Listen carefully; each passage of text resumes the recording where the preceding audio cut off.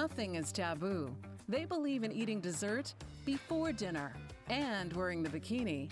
They're allergic to labels, authority, and cheap shoes. Currently, they're launching themselves through life being the good time, bold enough to take risks and inquisitively asking, what's next? They hail from New Hampshire, but they could be anywhere dressed in cute clothes. If they had to share a tombstone, it would read, "Curiosity killed these cats." Your hosts, Lisa and Robin on the mic. Welcome to Lisa and Robin on the mic. You are listening on WSMN 1590 AM, 95.3 FM. You can watch, stream, and listen on Facebook as well as YouTube. Welcome to another Thursday. Hi, Robin. Good morning. How are you? I'm good. I'm excited. Pumped. Yeah, from the weekend. Yes. And our guest. Yes. So we have been dying to, as big MMA fans and as boxing fans, we've been dying to go to a live event. And this Saturday at the SNU Arena, Combat Zone 84 MMA had 16 fights. Yes. And we saw the most exciting fight. And we have that MMA fighter with us today, the winner, Damien Galotti. Welcome. Oh, can't hear him. Yeah, Say it let one me more put time. you up. Hi, great to be here. Very Nice. good. Nice to There you go. have you. Well, thank you for joining us. Yeah, thanks for having me. This is awesome. Yeah. So we were at this is the first time we've ever been to a live event, and we were very amped, by the way. Robin Yes. wanted to fight the second fight. She was like, "Oh, I want to get into a fight." Well, All the energy. little guy. There was a little guy, and I was like, I think I could take him. Right. No, you get a lot of energy just watching It was it. a lot. Yes. There was a ton of energy, and it's both the excitement and then the apprehension because you're going to watch a fight. You know, and I think it's funny because a lot of people think that girls don't like fights. I don't think we like street fights or we don't like bullies. Right. But we liked an organized, contained, Oh, I like fighting. prepared. You know, like these people are trained and prepared. They're in the proper weight classes. You know, it's not some. We really like those fights. Well, and there's technique, too, instead of just, Right. street fighting. Yeah, like hair pulling. Uh-huh. Right. Yeah, that's not allowed. Yeah. I would be in trouble. Yeah. Biting. But in hockey, I love a good fight in hockey. Yes. So it was actually, I had never been to an MMA, a boxing or an MMA fight. So I really wasn't sure what to expect. You know, I mean, I've seen it on TV, but we had great seats. We were up front, up close, and there was We a were couple where? of times. Yeah. What's the name of that place? Is it the gate or the runway that takes you into the octagon? Oh, Does that have a name? I don't think it has. Okay. Yeah, just kind I of was the gonna call it walkout area, the walkout whatever. area. The red Right. carpet. Yeah. Yeah. We were sitting right there so we could see everyone come out and that energy of them walking into the ring and then putting the Vaseline on your faces and checking to make sure you weren't hiding nunchucks Yeah, somewhere. under your arms or something. I know. Why do they do that? I mean, do they expect do they think somebody's gonna? Yeah, no, I think it's just kind of the way they do it. Yeah. You know? Yeah, I get maybe just a. Pat you down, make sure you don't have anything. I think it's more, they might be checking for, if you have wrong wraps on your hands or something, but Yeah, it's that more wouldn't like a explain safety- patting you down entirely, Right. though. Yeah. Grabbing you by the pits, maybe. So I'm not 100% on that. Yeah, I one. was like, look at this TSA thing. Like, he's naked. What is he possibly? What are you Right. touching? Making sure everything's okay. Yeah, you're good. You're good to go. There was one of the amateur fighters, and I was like, huh. I wasn't expecting them to look like that. And then my husband goes, they're amateur, and I'm like, oh, okay. They're just getting into the fighting because I think you look, well trained. What does your training look like? I train a lot. I just work out a lot, in the morning, on my lunch break. Not all martial arts stuff. I do some weightlifting and some like CrossFit training as well. So that definitely keeps me in shape. And then, I'm always trying to eat good as well. So is 155 your natural weight? Absolutely not. What is your natural weight? I usually walk around like 165, 170, which is what you saw me in at the ring at. That's what I was weighing. So I had to cut weight to get down to 155. Weighed in at 154 and a half, actually. Oh, wow. Is that just sweating in a sauna? Yeah, so my actual weight cut, the Monday of that week, cut out carbs from my diet entirely. Right, so you lose a few pounds there, cut salt out on Wednesday. Yeah, you're really angry by that point. by the Yeah, time- yeah, my family did not like being around me at that point. But, that's essentially like a keto diet, and you'll lose weight doing that. So I think I was about like 161 going into the weight cut. From there, it was just a 5 pound, sweating it out in the sauna Yeah. from that point, which, other guys at my gym tell me that's absolutely nothing. That's a piece of cake. Right. We've had guys that have cut like 15 pounds before in the sauna. And I was sitting in there cutting 5 pounds, and I go, man, I'm really glad I'm not cutting 15 pounds Yeah. right now. Like, that would be a lot Yeah. for sure. Yeah. Miserable, and you're all dehydrated and. I don't think in my life I could ever cut 15 pounds. Like, how long would you have to? I'd have to stay in there for like a month. Well, you don't have a lot of weight to cut. Like, I also think. Well, neither does he. Neither does he. So I think that's part of one of the challenges of, going up or down in weight classes, right? What do you feel comfortable at? Where do you feel healthy and strong? Because I think Right. if you lose too much weight, you're also losing a little bit of muscle mass. Yeah. No, I've heard about that before. People that just cut too much weight and then it has an effect on their fight performance. They're just totally drained. For me personally, cutting that 5 pounds was no problem. I was 100% the next day. I was surprised because I had put that 10 pounds back on the very next day. So I was back up to 165, walking around feeling good. Yeah. Had some steak for the dinner the night before. Yeah. So I had some red meat in my system. Yeah. Some iron. So when you weigh in, do they weigh you before your fight too? Like, why did you want to cut? Like, if 160, 170 is your natural weight, do you want to fight in that class? Like, why wouldn't you want to fight in that class versus cutting down to get into the 155? Yeah. So part of it's kind of the gamesmanship of it. Everybody's cutting weight to get down there. And you do get an advantage if you have, extra weight on your opponent. If you weren't cutting the weight, but your opponent was, he would have an advantage on you. So you don't want that to happen. Yep. It's different in MMA, right? These fights where they have the promotions and everything, just because they, you weigh in the day before. And then you have essentially like 36 hours to rehydrate, replenish your system, eat food, get back on course, which is different from something like wrestling. I wrestled in high school. They'd weigh you in, and then you'd be wrestling in about an hour. So there really isn't time to, rehydrate. You're going to feel like crap if you cut all that weight for wrestling and then try and wrestle afterwards. So the weight cut isn't usually as drastic in wrestling. Yeah. So it's like a different discipline requires a different. Yeah. So do you have to Strategy. weigh in again? Do you have to hit that weight before you fight? No. Once you weigh in the day before, you're good to go. Okay. So that gives you an opportunity, because I was like, man, if you really dehydrate yourself, the guy that cuts 15 pounds, a lot of that's most of it's water, Right. all your water weight, even 5 pounds, you've significantly decreased the amount of water in your body. So fighting would be I get a headache right away. dehydrated. Like, so how long have you been fighting, and how did you get into this? Yeah, so I've been training, martial arts since I was a little kid, going to like karate class or whatever, since I was a little kid. Like I was saying, wrestled through high school. Once I got to college, I did did a little bit of jiu-jitsu out there and stuff. And then I've been training consistently at the South Shore Sport Fighting in Rockland. That's where I fight out of, Rockland, Massachusetts. I've been doing that for about like 2 years consistently now, or at least coming up on it.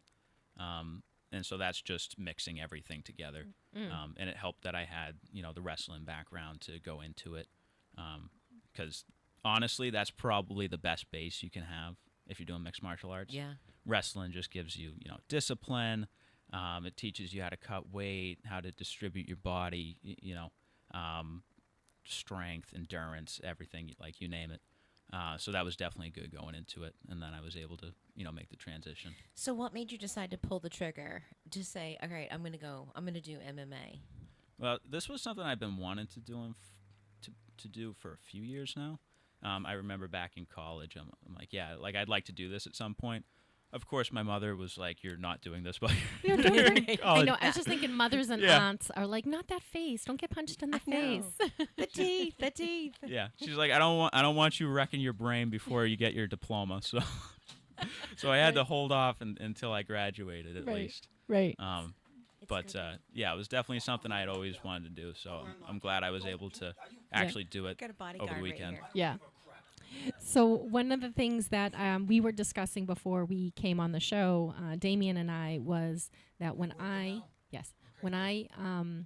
went to see the fight, you know, my husband and I give everyone nicknames, right, as they're coming in, and Kyle Warren comes in, and he's got way too much whites to his eyes. He's got that intense, crazy eye look, and he comes in and he looks like he escaped from the asylum, right? And I give him crazy eyes as my nickname, right? He was crazed. Look at this. Who has to fight this? And then you come in, and I'm like, oh no. Well, no, and so I'm like, he looks so calm. Well, you know, I have a close-up picture. You had a burgundy T-shirt on, and like literally, like just a guy walked off the street. You know, it's not. Yeah, like is he fighting? Does he, and then what happened was you were so contained because a lot of the fighters Calm. Yeah, so a lot of the fighters work the crowd and then they work themselves, right? They come in and they're jumping on the cage and they're like running around like little Tasmanian devil, and I think that's useful. It amps up the crowd. It can get you amped up, giving yourself energy to get yourself in a fight because you have no beef with this person that you're fighting, and now you have to get up enough energy and enough anger almost, right, to get into a fight. So I think it's useful. And then when I saw how calm you were, I'm like, oh, wait a second. He's not bleeding off any energy. He's really calm and composed. Like, this may be a really, really good fight. And so I was going to I vote for whoever's losing in a fight when I don't know who they are, if I don't have like a preference for who the fighter is. Except Mike Tyson. He never lost and I always voted for him. But I right away it was like, oh, you're not the underdog. You came in, you were really, really calm, you were really composed, grounded. You had good strategy.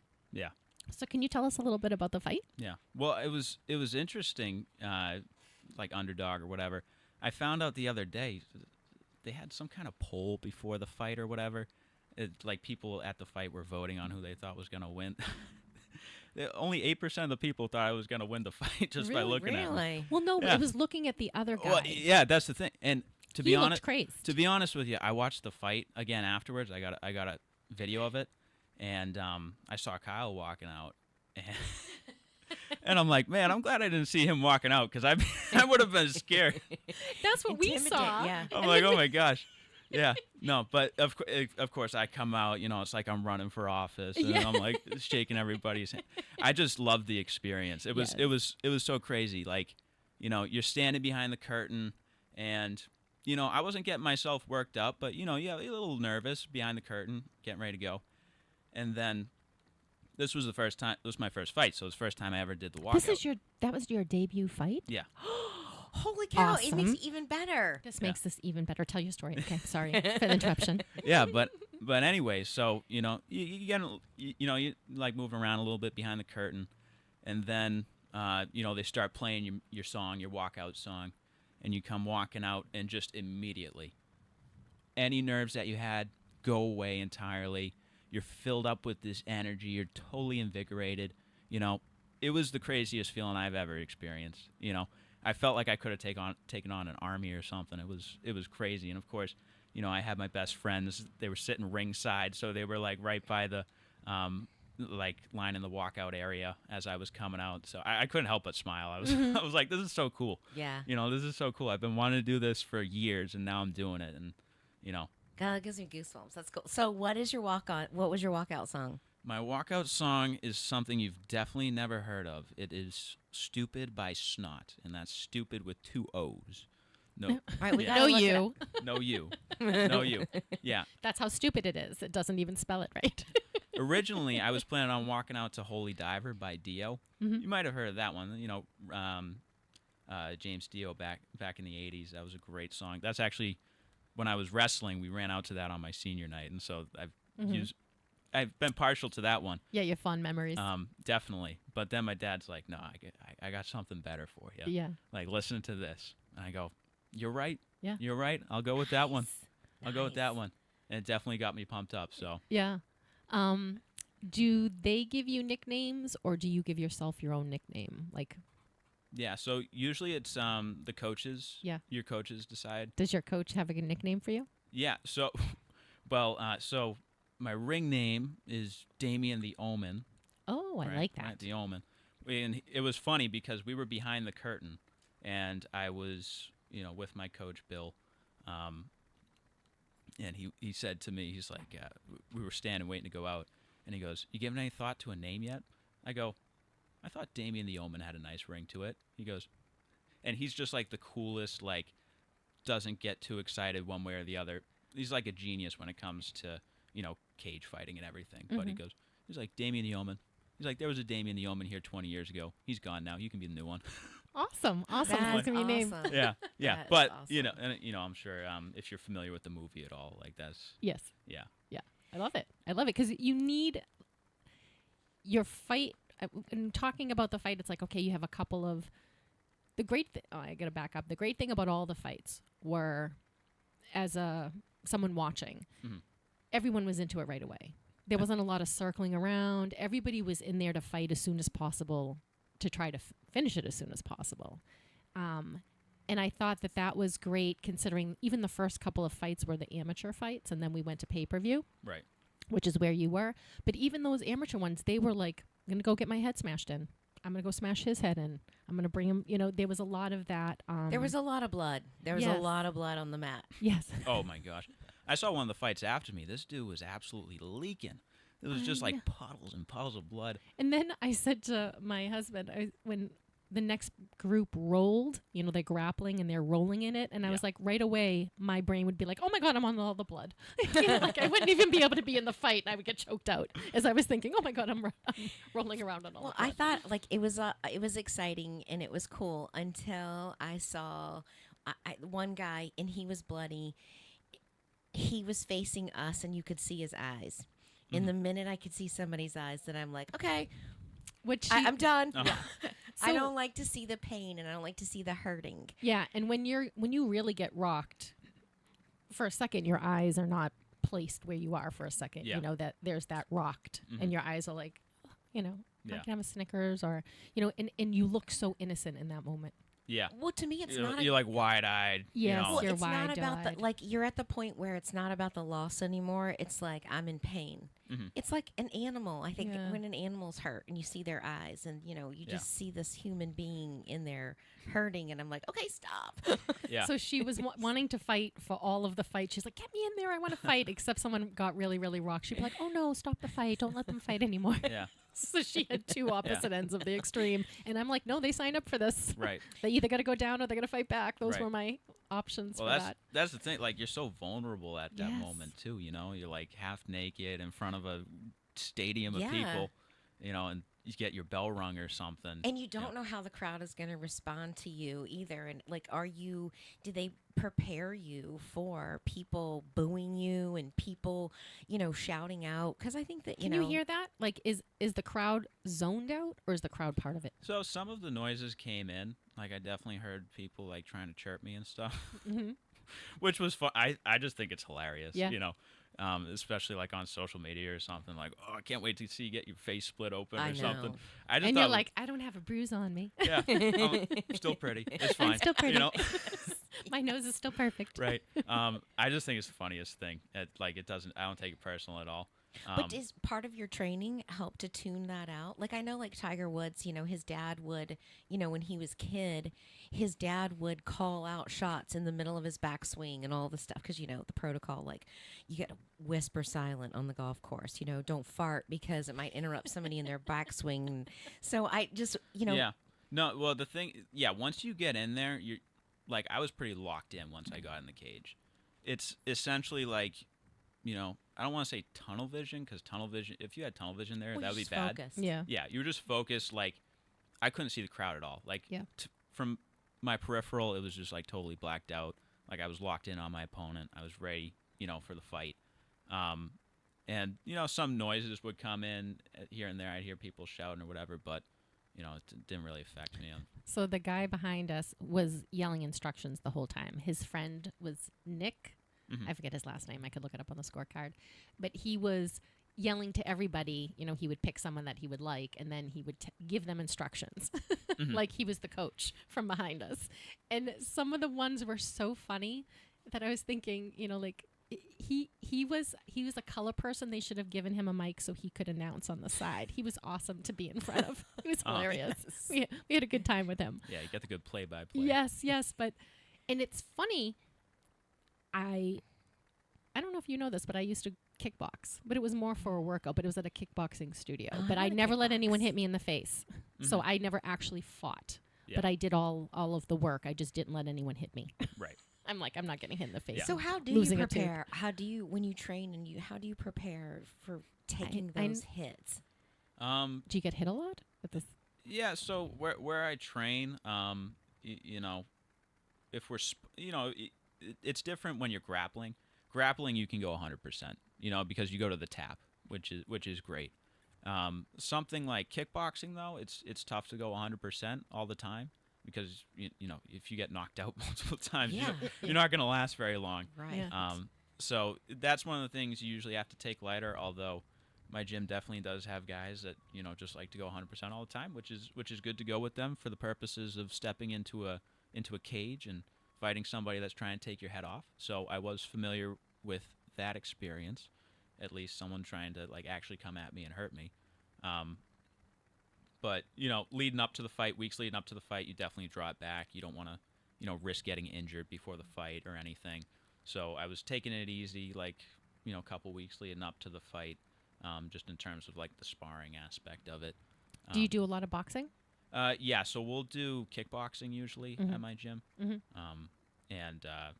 Yeah, so that's pretty much where I get my stand-up from. Yeah, because I was thinking with your discipline starting in wrestling that it's almost like you're coming into that game a little bit later. Yeah. I mean, I also, I've done karate and stuff. Oh, yeah. Okay, so you're used to all the striking. Yeah, when I was younger and stuff. But yeah, mostly the wrestling and, you pick up the striking as you go for sure. Yeah. You won by rear naked choke. And that happened quick. Yeah. That happened really, really quick. Did you feel him go limp? I felt him you felt go. What is that, not even 5 seconds? I felt like he didn't even almost have time to tap. Mm-hmm. Well, I had that locked up really tight. Yeah, you did. I could feel it. I'm like, oh, man, this isn't Yeah, you got good. it. Yeah. I'm going to win this one. Yeah, for sure. Taking this baby home. Yeah. Well, I think a lot of people that might not be familiar with jiu-jitsu or MMA or something, right, they might look at the choke and think that you're cutting off the airflow or something. It's actually a blood choke, So you're cutting off the carotid artery from sending blood up to the head. And that only takes 3 to 5 seconds before you pass out if you're not getting blood to your head. It's technique. Yeah.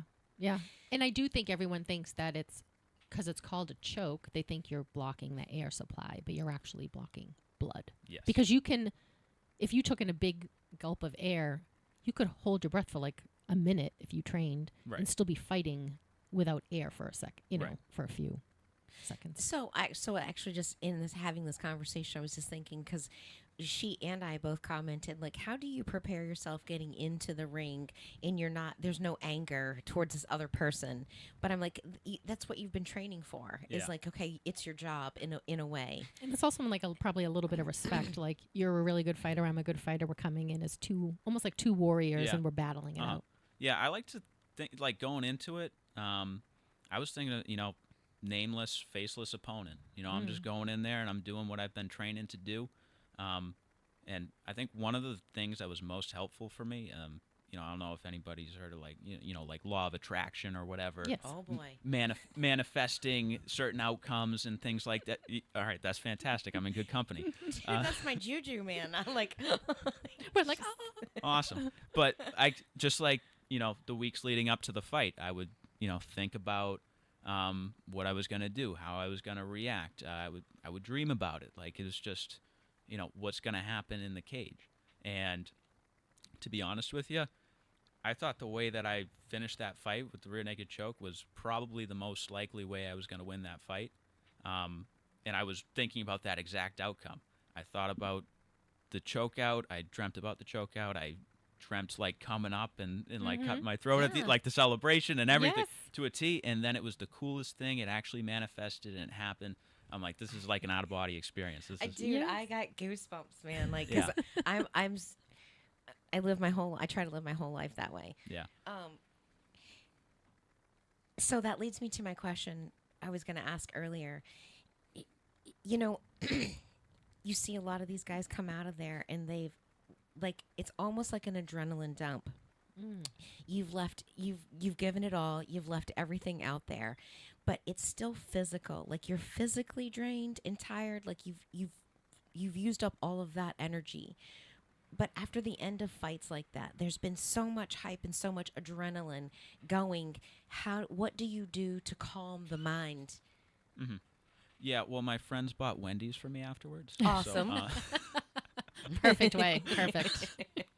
which was awesome because I had been like, Not had a Wendy's. I had cut out sugar and all the crap from my diet for like a month. So I was like, this is the most amazing Baconator I've ever had in my entire life. Yeah, That's perfect. awesome. and then it was one of the other things that I also had manifested was pancakes after the day afterwards. Because of the carbs. You need the carbs. Yeah, exactly. Yeah, I'm from Hanover, Mass, which is like South Shore, so no one up here has probably heard of it. But the Hop in Marshfield, Massachusetts, the best pancakes you're ever gonna find. My favorite breakfast spot. Mm-hmm. Are they like- light and fluffy? Yeah, Sweet. they're sweet. I'm gonna write Great. it down. And they got all different kinds too. They got apple pie pancakes, banana pancakes, anything that you might want. And it's like this old, cool, like 50s style diner. So, so my dad and my two brothers and I, we went there the morning afterwards, got some pancakes. Where's it? The Hop in The Hop Marshfield. in Marshfield. Marshfield. I was going to ask you, but you were a wrestler for a period of time, and you wanted to do MMA. Is it more a quest within yourself than against another person? Yes, absolutely. 100%. Yeah. So it's like, I need to know what I can do. Yeah. Or, Yeah, just talk about that a little bit. It's a challenge, right? I need the challenge, And honestly, I think there's a lot of people that don't understand this, but everybody needs the challenge, Yes. right? Everybody needs something that will test them and push them to their limits, and see if they can come out on the other side. Especially like I went to school, I went to college and stuff. People had their glory days back then playing sports, or they were in school and they did really well in school, and now they're out. I see people my age, they come out, they're working their job like day to day, and then like that's essentially it. Yeah, and it becomes mundane. It's very mundane. Yeah, the routine is routines are good, but then it's what's exciting. You need something to build up to. You need something to look forward to. You need an obstacle to press against. Exactly. Or overcome. Right. Maybe that's the word. I think we all resist. I think we all resist change, but I think we have to change in order to evolve. Well, I think the change is scary sometimes. The change is definitely scary. it's always scary. Yeah. Or the challenge, right? The idea of suffering might be scary to a lot of people, but it's definitely something that's necessary. And it's definitely something that I've ingrained into myself that, like, hey, the only growth that occurs in your life is in the struggle. Yeah, absolutely. You know? It happens right outside of the comfort zone. And a lot of times and I think a lot of times we don't want to test ourselves because we're afraid to go all in on ourselves. Mm-hmm. We're afraid to bet on ourselves. Mm-hmm. And I think that's why people get, I want to say complacent, but they're not willing to expand. They're not willing to stretch outside of their comfort zone. Well, Because there's also failure on the other side of that. Every time you test yourself, but the failure teaches you something just as important, almost more important than the win sometimes. Yeah. No, absolutely. And I, from having done the fight, it was definitely a challenge. And especially since I was in front of everybody, I had so many people there supporting me as well, which was awesome. I had my family there. I had my friends there. Was your mom there? She was there. Was she wearing a blue sweatshirt? No, she was dressed up. She was dressed up. She was looking very nice. Yeah. I was going to say, because there was a lady that was sitting to the left of us, and I videotaped her. I think I ended up deleting it because I was like, wow, I had like 89 photos and videos from that fight. And I was like, I got to go through all this because I was trying to make a reel for you and to put on our page. And I was like, but I was sitting there and she was standing up and the guy was fighting, and I was like, that's a mom right there. And she had stood up when he stood up. And so I kept watching her. I was like, oh boy, that just brought a whole different element to me. Like, Because she's a mom, and right away she turned into the mom. these men are all boys. Some, Someone's child. they're someone's child. Right. And I was like, oh shoot, that just, Yeah. that just brought it. Then the guy was like on the floor and he's bleeding and I see his eyes and he's like suffering and I'm like, oh boy, I'm done. Yeah. Yeah. Yeah. No, Nobody hurt. my mom was telling me afterwards, she's like, I was questioning whether or not to go to the fight. I didn't know if I should go or not go. And like, I didn't know how I was going to feel. And then she's like, I was just so happy that you won at the end. Like, Yeah, and for her to total- witness that. yeah, total sigh of relief. Yes. For sure. Yeah, and that your face is intact. Yes. Yeah. Because there's that one guy that kept getting kicked in the face, and he was bleeding out a lot. And I thought, oh, he's going to look like a mess tomorrow. But he didn't fall. He didn't go down. Nope. And I felt bad that they called the fight for him, because I bet he was like, I am standing. Until you knock me down, I am standing. And I felt like sometimes a defense is an offense. Yeah. Almost. Because it's exhausting to punch on someone and hit on someone, especially when they're not falling. You can almost get frustrated and make a mistake. Yeah. Like you're good enough. You're like, I'm doing all this to you and you're not falling. Yeah. It almost does a little something to your psyche. It can be demoralizing. Yeah. For sure. Yeah. Especially like, if you finish the round and you're like, man, I'm wiped after beating that guy up so much. And he is still standing over there. And he's over there still standing, ready to go. Go down. One of my favorite movie clips of all time is in the first Rocky. All right? At the end of the fight, they're going into the 15th round, Rocky and Apollo. And Apollo looks over, and Rocky's gets back up, and he's like, rearing him on, ready to go. And the camera pans over to Apollo, and he just looks down and shakes his head. Yeah. Totally demoralized. Yeah. That's exactly what it's like. Yeah. It's- Yeah. So, are there people? So, do they talk smack to each other, or is it pretty much like a gentleman's fight between the two? Like, have you been in? You know how? Well, in boxing, they do their trash talking right before, when they're prepping the fight. Yeah. But they don't necessarily when they go into the fight. Yeah, no, there's definitely a lot. Like, when I was wrestling, there was essentially none of that. You had a few bad eggs here and there, but for the most part, it was respect, just because you understood what the other guy was going through. There's a lot of mutual respect there. With the MMA and the cage fighting, there's definitely a lot more trash talking, I've found. Really? Yeah, well, and I think the main reason for that is the purposes of promoting the fight. Yeah. Right, so you got to build it up. You got to Yeah. get people excited, like, oh, these guys hate each other. Like, But like locker room and like behind all that, is yeah. there a lot of? I will say, afterwards, there's usually a lot of respect. Because you're like, hey, this other guy stepped in and into the cage and did this as well, and I know how difficult that is. So I have a lot of respect for them. I can, for sure. After Kyle and I fought, we were talking in the locker room afterwards, and just nothing but respect. He was so gracious, even in defeat. And I told him, I'm like, hey man, like that was an awesome fight. Honored to share. It the was a cage great with fight. you. Yeah. See, that's, And the thing, ultimately, at the end of the day, we made ourselves better. We both made ourselves better fighters after that. yeah. So, nothing but respect for sure. It seemed like there was a lot of respect on there out there because a lot of them they shook hands or they hugged or they fist bumped. I think one guy helped another guy up, and I just was curious if that exists. Is that like behind the scenes? Is there a lot of smack talking? A lot of animosity instead of like cohesiveness. Like, hey, we're Yeah. because it is a sport and it is one-on-one sport. Yeah. You don't have to be nasty to each other. It's just like, that's my skill and that's Right. your skill. Yeah. And Yeah. No, I think definitely leading into the fight, there's a lot more of that just for the sake of like promoting, posturing, maybe trying to intimidate your opponent Yeah. or something. There's an element of psychological warfare that goes oh on. yeah. I was going to ask you, you train your body and it becomes your instrument, right? Yep. And then, but the instrument of intention, right? That's a mental thing. Yeah. So you can be the best fighter in the world, but if your mental game isn't on, and Yeah. I thought that's when Crazy Eyes came out, and when you came out, at first I was like, oh, Crazy Eyes, and then you were so composed, because that guy looked so crazy when he came out that I thought if I saw him, I'd cross the street. I had a picture of him in the Honestly. billboard, Mhm. and he was on the screen behind him too. So it was like you got you got 4 of them. Yeah. Crazy eyes staring at you. But then I saw you and you were really composed. I'm like, oh, this could be, like actually this is probably going to be a really good fight. And do you meditate? What do you do for is all of that part of the training? Is getting all of that mental game together? Yeah. Well, I can definitely attribute my composure to a lot of different things that I do in life, and it's been a build-up. It's been a culmination of all the other things that I've done.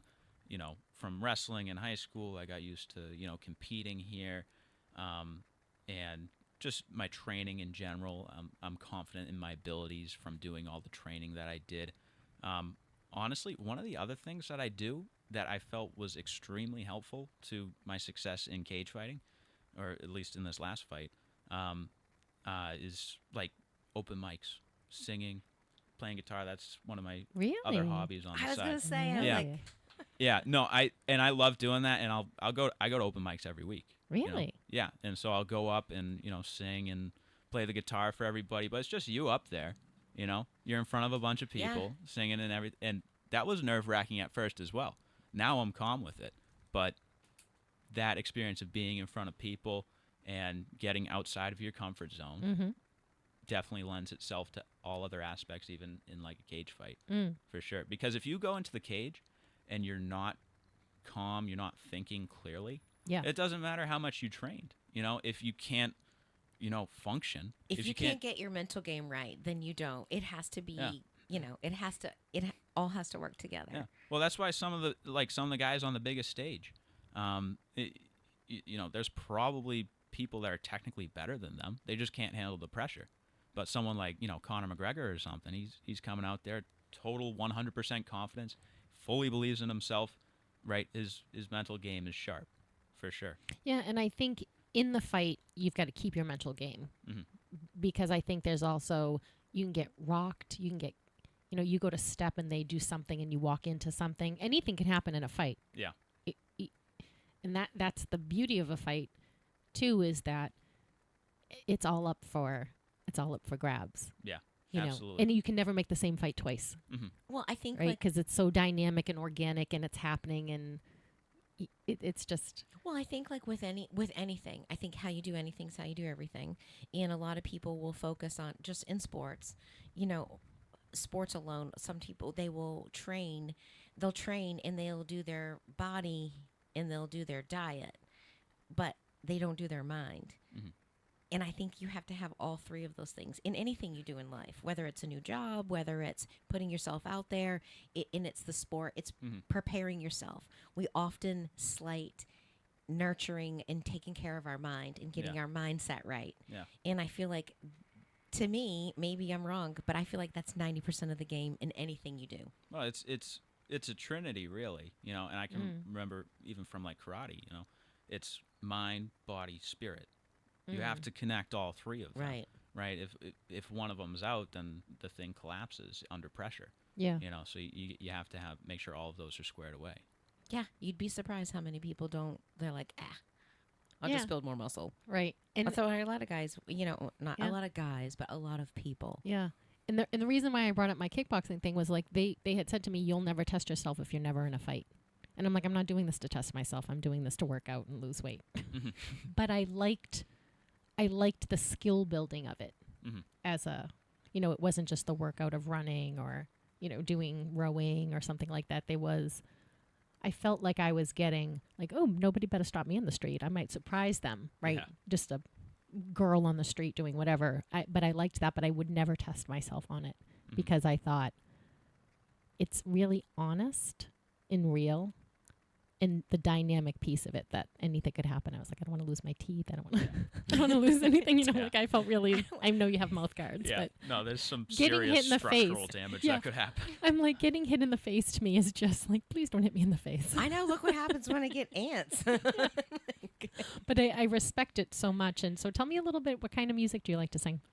So I'll usually, oddly, I'm usually, my register is more like in the country area, which I'm not a huge country guy, But it's good to sing to. But it is good to sing to. I'm more like old school. Like I like Johnny Cash and Willie Nelson and stuff like that. So, We could have told you to bring your guitar.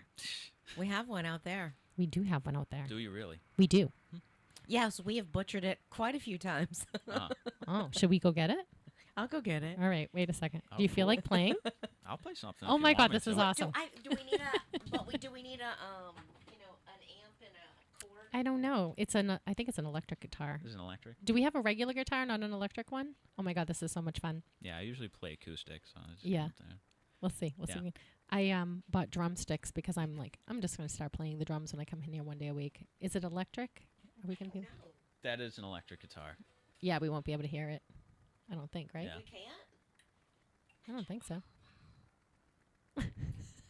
We don't have another one? I feel like we have so many instruments back there. I just saw another one. All right. We don't. Before your next fight, you're going to come up and promote your next fight, whenever that fight is. Mhm. And you're going to bring your guitar. I will. Yeah, actually, I'll shamelessly promote my next music gig. Actually, that's one. That's what Oh, perfect. That's what I'm transitioning to right now after my fight. So where I'm from, Hanover. I'm pretty involved in the community there. Like I'm one of the wrestling coaches for the high school, and so I was actually a few years ago I was like substitute teaching at the high school too, so all the kids know me. That's And, awesome. yeah, they were all wicked excited when I won. I had a bunch of the high school kids come to the Yes. fight actually to Oh watch. my God, that's awesome. Yeah, it was awesome. But they're great kids, love them. But in June, right? They usually have the Hanover Day.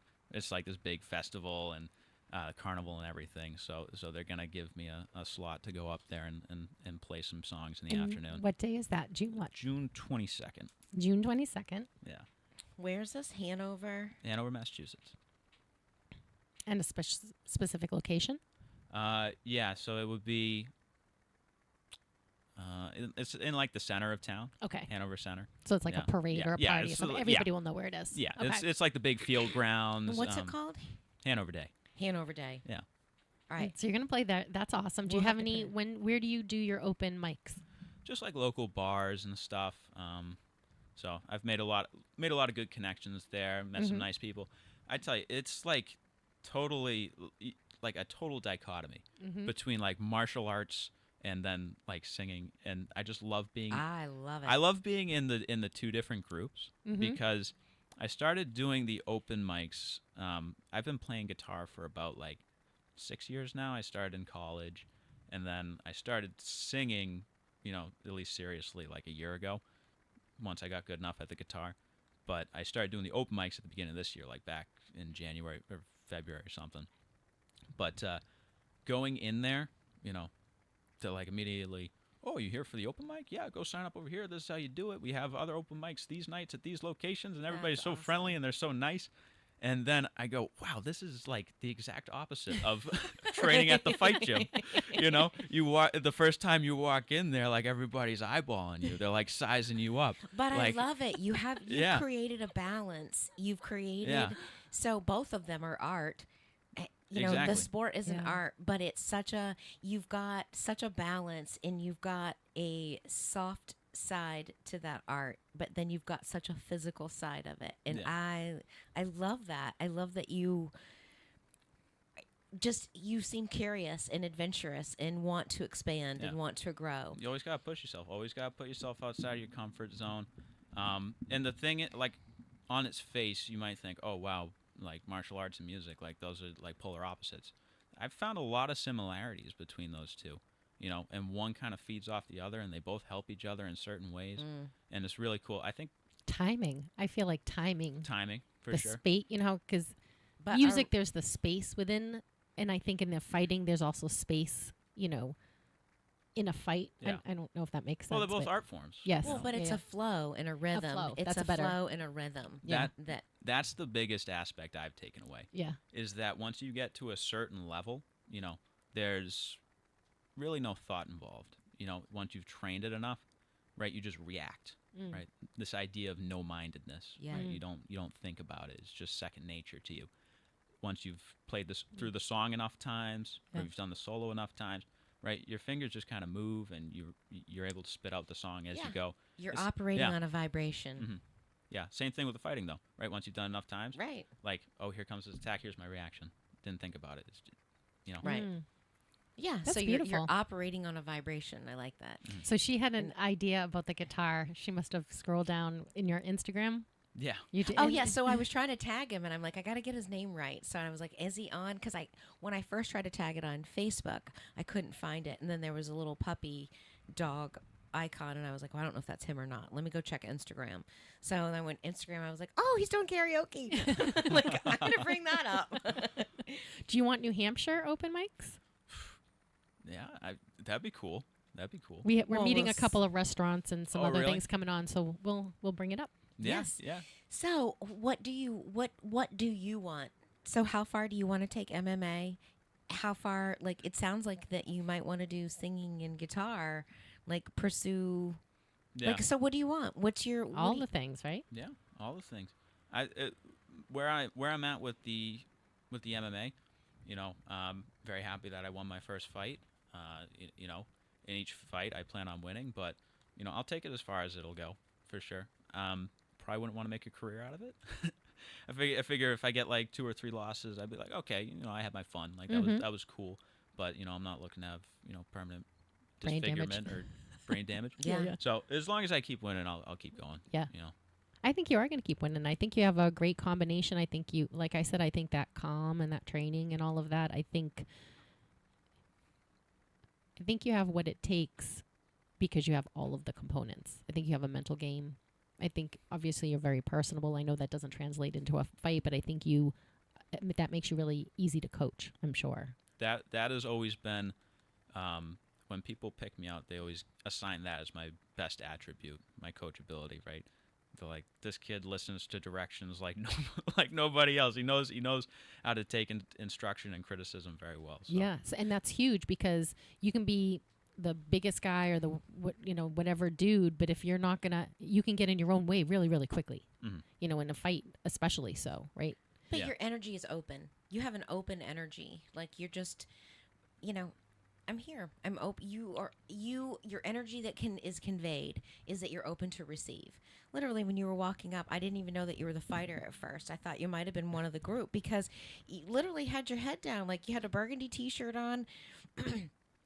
And you're like, you could be any guy walking across the parking lot. Mm-hmm. Head down, shoulders are down, relaxed, like almost Yeah, an the arm relaxed. swinging, like you were just strolling through the parking lot. Yep. And I'm like, dang, we can't cuss on TV on here, but to catch Yeah, myself. and I think I would love to hear you sing. I can't wait to hear you sing. Yeah, that'll be awesome. Yeah, I'll next time I'm up here, I'll bring my guitar for Yeah, sure. that would be Yes. awesome. Yeah, and then I think the MMA Combat Zone, they're having another fight. Was it in August? Yeah, I think it was like mid-August or something. Will you come back to that one, or is there another one you're scheduled? Yeah, so for? my coach and I we were thinking about that. I honestly I haven't been back in the gym Gym. since the fight. I'm going back tonight though. Yeah, you're like, give it all a rest. Yeah. I'm gonna take a little time here. Just gonna ease back into it. But yeah, we were talking about it. Potentially. That one in August. We'll float it around if it's a good matchup. Then it But might you be have to keep something us. You have our Instagram page now. DM Yes. us what you have going on. If you want us to announce, an open mic that you have going on. Do you do anything in Andover? yeah, so I'm Andover or Yeah. like North Shore Andover. Yeah, I'm sorry. Hanover. Yeah. I do open mics in Hanover and like surrounding towns and stuff like that. I'll start gigging this summer as well. So Really? open mics, you just go in Yeah. and they let you come up and you put your name on a list and you do the singing and everything. But So I'm we'll gonna- tell you some ones that are happening here. Yeah. Like the Nashua area. Uh-huh. We'll just give you dates and times and stuff like that. And if you come up, let us know you're coming up and we'll. Oh, absolutely. yeah, Hampton in the summer could be a fun place Ooh, that'd to be do, cool. right up Yeah. by the Well, I beach. want to start gigging, like actually getting paid for it. So that Yeah. Absolutely. Do you get paid for the fight? I should be at some point. I think I get a percentage of my ticket sales. Oh, Hey, nice. that's At least that's awesome. what we were saying. To be honest, I don't really. You were like, I'm fighting it's no matter gonna, what. I don't know. It's probably gonna be like a few $100 or something. Yeah. But I'm just happy I won the fight Heck more than yeah. anything. Yes. Yeah, So, it's always nice to have an added bonus. So how long is it normally between fights? Like, how long does a coach will put you in before? Do they stack them? Like, how much downtime do you need? I've seen people, fight back-to-back months before, but I think usually, you'd give it at least like 3-4 months between fights. Let your body Yeah. heal. Yeah, because that, sometimes you go in there, you finish them quick, and, you can go right back at it. It's no big deal. Other times, you really took a beating or Yeah. something. Or you went the whole round and you both Yeah. fought. Yeah, to a even if decision you or won, something. like you still got pounded, so you might need some more time to recover. But Yeah. yeah. What's your worst injury that you've had to date? So well, to be honest with you, I've never broken a bone in my life, believe it or not. That's good. Never I haven't fractured either. anything. Yeah. You think Me I would have either. at this point? Yeah. But I attribute it to drinking a lot of milk. Yeah. Never broken Good a bone in my calcium, life. good bones. Yeah. Probably the worst injury I've had though was I was telling you before the show, but I was in a motorcycle crash when I was 19 years old. Mm-hmm. And I came down and got knocked out, and they took me to South Shore Hospital and everything. And but even that, the doctors go, "Kid, you are the luckiest motorcycle crash victim we've ever seen." They're like, nothing broken, nothing fractured. Wow. I had some nice road rash here from where my jacket was unzipped. They're like, you probably have a concussion by virtue of being knocked out, but other than that, you're fine. I was back to doing everything I was doing a week later. Wow. And that's just a PSA to everybody. Remember, motorcycles on the road, pay attention. Yes. Really look 2-3 times before you're crossing lanes. Get off your text messaging. You barely see them when you're riding. Yeah. Really, really look, because they're such a small profile, especially in the rearview mirror. Pay attention to your motorcycle guys and girls. Motorcycle Yes. guys and girls. So was there really going to be some girls that were going to fight? Have you seen the girls fight? Yeah, there were supposed to be girls that were fighting on that card this past Saturday. From what I understand, one of them passed out in the locker room, and that's why they scrapped the girls' fight. Mm-hmm. Yeah, that's what I heard. Somebody had said. Well, the guy who someone really, really got pummeled, and then they stopped everything, and they're like, come on, someone passed out. And we thought it was that person who was just in the fight. We were like, oh, yeah, he was still standing here, but over there, he probably passed out. But then they said it was the girls' fight. Interesting. I've never seen the girls fight. Mm-hmm. It's interesting. I'll watch the UFCs when they're on, like when they have them on the weekends. And That's really brave. I wouldn't get in a fight. yeah, the girls go at it. They do. The girls go at it for sure. Sometimes a lot of times it's more entertaining than the men sometimes. Yeah. Well, because Yeah. I feel like, I don't know. I feel like there's a valve in there. I think men could probably contain their rage a little bit better. But I feel like when you're, I don't know. I don't know because I'm not a guy. But I just know for me, like I tell Chris all the time, like if I'm going to hell, I'm going to really make it count. Like if I'm going to do bad, I'm going to go real bad. Like, and that's how I feel like if that's how I would fight. Like growing up as a kid, I wanted to be a ninja. I just thought that was so cool, like parkour and all. We didn't know what I know, parkour that's a was, little but- bit more like behind the scenes in the dark, just landing on someone. But that's a strength. Right. Like not like standing in Yes. front of them and the fighting. stealth involved. Yes. Like Yes. hiding. You didn't even know I was here. I killed you. And then I left. Because I don't really want to engage. That's the part I think that I find the most frightening is the engagement. Oh gosh! So You know. what's the series with Keanu Reeves right now? He's got it's not The Matrix, or is it The Matrix? Where he goes around killing people? Is that John Wick? Yes, John Wick. But Yeah. the John Wick where they have the ninjas fighting when he goes to and Yes. the guy kills her dogs in that scene, like in the city. I think it's like the third one. He goes to see. Gosh, I'm so Halle Berry? Halle Yes, Berry. yes. And after he's leaving that whole that scene, all the ninja fighting, and I'm like, that's me. That's my inner spirit. We're going to wear all black next time. Well, I want to thank Damien Galotti. You can find him on Instagram. Where else can we find you? Yeah, that's about it. Facebook as well. Facebook and Instagram. It's Damien Galotti. He was victorious at this last MMA Combat Zone 84. We enjoyed watching you. We enjoyed having you on the show. we want to hear you play some music. Awesome. So let us know when you're coming back around or when you have some stuff in the area, and then we'll reach out and see if we can find you an open mic here too. I'd be happy to oblige. That Yeah, sounds great. absolutely. We'd love to find ways to support you. Yeah, thank you. You were listening to Lisa and Robin on the mic on WSMN 1590 AM, 95.3 M. Stay tuned. We'll come back after the top of the hour for another hour. Top of the advertising for another hour. 5.3 FM Nashua. Listen, watch, and stream at WSMN.live. Have you tried to quit drinking before, and much to your surprise and dismay, you couldn't? Have you tried therapy, meetings, and treatment programs, but still can't seem to stay stopped? Or maybe you live in fear that you'll lose your job, your home, or your family, and much more if you don't get this figured out, and soon. Well, there is hope. My name is Bill Nielsen, and I'm the founder of Nascent 24 Recovery and Life Coaching. And I struggled for over a decade. Yup, 10 years, trying to get it right. I lost jobs, 5 6-figure jobs in fact, homes, friends, relationships. I thought I'd never get off the merry-go-round or the roller coaster, but I did. And I've developed a proven proprietary process that works. Why does it work?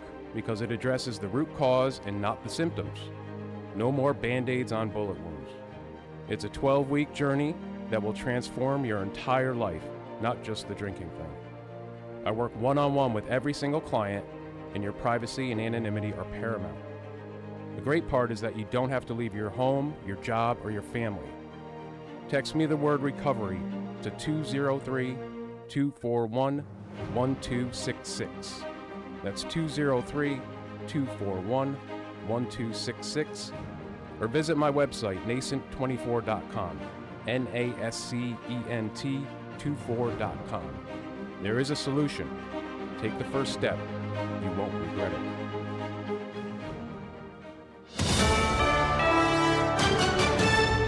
USA News. I'm Ryan Daniels. Officials in Pennsylvania report a disgruntled employee fatally shot 2 coworkers and injured 3 others at a family-owned business Wednesday morning. Delaware County District Attorney Jack Stolzheimer said the victims were shot outside and inside the business. 2 are deceased, 3 are at the hospital, 1 at least is in critical condition. The incident occurred around 8:30 a.m. local time at Delaware County Linen in Chester, south of Philadelphia. The suspect has been taken into custody. There is significant damage being reported in several parts of central Texas following another series of severe storms that hit Wednesday night. Homes, businesses, and a mall in the town of Temple were among those damaged. Near Waco, residents reported baseball-sized hail that caused damage, plus heavy street flooding. More Americans report using marijuana daily or almost daily, surpassing the number of people who drink alcohol. USA's John Schaefer. An analysis from the National Survey on Drug Use and Health reveals that nearly 18 million people in 2022 said they use marijuana nearly every day, compared to less than 15 million who reported similar alcohol consumption habits. This marks the first time in 3 decades that daily marijuana use has been more common than daily drinking. Given the choices, Nikki Haley says she'll vote for the R next to Donald Trump's name in November for sure. Trump has not been perfect on these policies. I have made that clear many, many times. But Biden has been a catastrophe. So I will be voting for Trump. That's Haley during a Q&A held at the Hudson Institute in Washington. President Biden and former President Trump remain neck and neck in recent national polling, with Trump holding a slight lead in several of them. The newest Quinnipiac University poll showed them at a near dead heat. This is USA News. Greece is cheap. But the airfare costs a fortune. Paris? Not much closer, and again, airfare... What about Puerto Vallarta? Let's face it, flying anywhere is just too expensive. Wait, what's this? Low-cost airlines. With one call to low-cost airlines, you'll drastically slash your travel costs. We're talking insanely low airline prices to any of your favorite destinations. Where would you like to go? London, Rome, Costa Rica, Australia? Wow, that's cheap. So why wait? Call now to learn how crazy cheap it is to fly anywhere in the U.S. or international. Our prices are so low, we can't publish them. The only way to get them is to call to instantly hear the most amazing best deals on airline travel. It's that easy. So call now and start packing. 800-215-5141. 800-215-5141. 800-215-5141. That's 800-215-5141. I am Elena Dries, nurse practitioner at Altrix Primary Care, located right here in Nashua, New Hampshire at 57 Northeastern Boulevard. At Altrix Primary Care, we are dedicated expert nurse practitioners who provide high-quality, comprehensive primary care services for people of all ages, from newborns to older adults. Our nursing model of care is distinctive because it's unhurried, high-personalized, easily accessible healthcare for you and your family. Visit us online at altrixpc.com/Nashua or give us a call at 603-821-4009. That is 603-821-4009. Altrix Primary Care, changing the future of primary care for you and your family.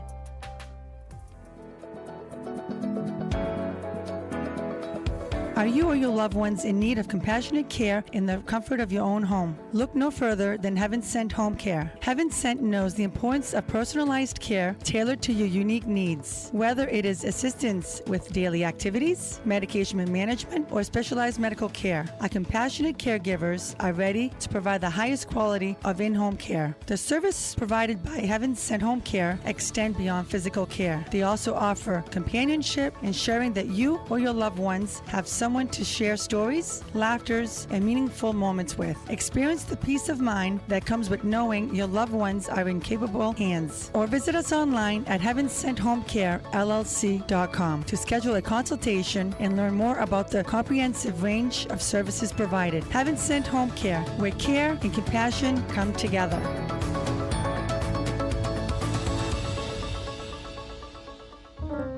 Are you craving a delicious home-cooked breakfast or lunch? Look no further than Cookie's Diner, Hudson's favorite dining spot. But it's not just about the food at Cookie's Diner. Their friendly staff provides top-notch service, making you feel like part of the diner family. Cookie's Diner, conveniently located at 222 Central Street in Hudson. They're open Monday through Saturday from 7 a.m. until 2 p.m. and Sunday from 7 a.m. until 1 p.m. Call-ahead orders are always welcome via DoorDash or by calling 603-880-3424. Cookie's Diner, where great food and fantastic service come together. The best deals in Nashua are at the River Casino and Sports Bar. $1 roulette, $2 pizza slices, $3 domestic beer. Check out our new 9-foot pool tables. Take a chance to win $200 during our famous Friday chicken toss. Open till 2 a.m. weekdays, 4 a.m. Fridays and Saturdays. Visit us online, therivercasino.com. The views and opinions of the following show do not reflect those of WSMN, its owners, and/or associates. Lisa and Robin are two fun friends diving deep into conversations where nothing is taboo. They believe in eating dessert before dinner and wearing the bikini. They're allergic to labels, authority, and cheap shoes. Currently, they're launching themselves through life being the good time, bold enough to take risks and inquisitively asking, what's next? They hail from New Hampshire, but they could be anywhere dressed in cute clothes. If they had to share a tombstone, it would read, "Curiosity killed these cats." Your hosts, Lisa and Robin on the mic.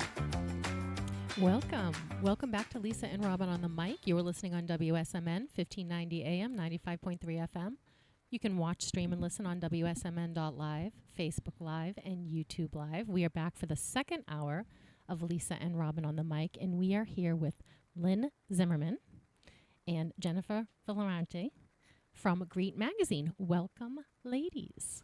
Hi. Thanks for having us. You are more than welcome. So I'm going to do a little introduction.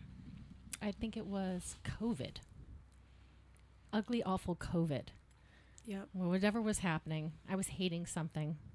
Jen was my masseuse. And we were talking about writing. And she said, oh, well, we have this position open at Greet Magazine for an editor. So she put us in touch. And I said, no, well, I'm a realtor, but I'll help you.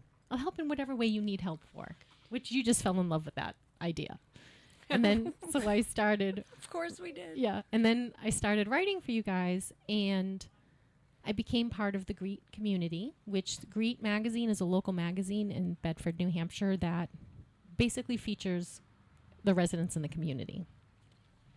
And I got to meet so many wonderful people, and it became such a way for me. I've now know more people in the town that I live in than almost any other town besides high school from Isn't that being a great? part of your magazine. Yeah. So I want to thank you for that. Oh my gosh. Well, we're so grateful that you stepped up to the plate. Because when we thought about launching, we didn't know COVID was coming. And so we were just hitting the road, talking to people, and then it smacked us in the face. So we all were clueless at the time. And so we are so grateful that you grabbed our hand virtually and ran with us. So Yeah. thank you. It's a wonderful experience. Turn my mic down just a hair. Sure. So you guys launched during COVID. Yeah, March 2020. Yep. So we decided to launch this magazine in December of 19, and I had run another magazine in the north end of Manchester at that time, so this would be a new one, and I grabbed Jen to help me. I said, I can't do this alone, so she was a masseuse, as Lisa mentioned, and she worked part-time with me, and we just our goal is to find great businesses and great people to promote within the Bedford community. And so it took us 3 months. It was pretty quick. People were very receptive because Bedford doesn't have a town center, so this was a great way to have the magazine be a town center. And it's a social magazine that's all about the people and businesses within the community. And do you have something coming up in Nashua? Yeah, it's a seed we are hoping we can plant. But good question. So this past July, so in 23, we launched Be Local Greater Manchester, which is a locals guide for new homeowners. And that's cool. so if somebody's new to the area, they automatically get this beautiful magazine, perfect bound, 80-pound stock, delivered to their house. And it says, here are some great suggestions. We know you're new to the area. We want to hold your hand, get you acclimated. Here are great ideas for where to volunteer, what to do with the children, where to eat, where to drink. Just like 60 pages of great, helpful information. So our goal is to launch it in the greater Nashua area. Yeah, So- wonderful. I think that's awesome. Our Nashua community can be a part of it. Yeah, because when you move to a new area, especially if it's, geographically more than like 50 miles, say, or 35 miles, you're not going to have the same dentist. You're not going to have the same doctors. You're not going to know where to go to eat. You're not, what am I going to do around my kids going to school? Where can I take them for activities? All of that stuff is new and disorienting. So when you just move to a new town, it's like, oh, where's my, because you had a favorite coffee place, a favorite yoga place, a favorite this, a favorite that. And when you don't have that, that's, you're unmoored, in addition to all of the different changes you have with the move. And tell me what it's like. I always hear people say this whenever I talk about publishing, and I always think, well, it's not. People always say publishing's dead. I'm like, publishing isn't dead. Publishing, it may take on a different look because you have social media, but people told me radio was dead, and here I am with a radio station. And here we are having a great time. Having, and they always say, when I say, oh, we have a radio show, they'll always say, oh, a podcast. And I go, no, it's a radio show because it's live, right? Once we say it, we can't take it back, so there's a little bit of that nerve-wracking piece of it. But we have businesses that play us, because we're not political. Brian from Kingsley Street Pizza. We're coming to see you after this, by the way, Brian. I know George, I think, stood us up. But we do have, it's, you're part of the community, and we want people within the community to be in here, So tell me what it's like to publish a magazine when supposedly publishing is dead. Yeah, great question. So the beauty of Greet Bedford and our types of magazines are they're locally focused, and local magazines are hot. The reason it's so hot is we are social media in print. And the beauty of that is that social media is so popular, but print is 2 to 3 times as trustworthy as digital.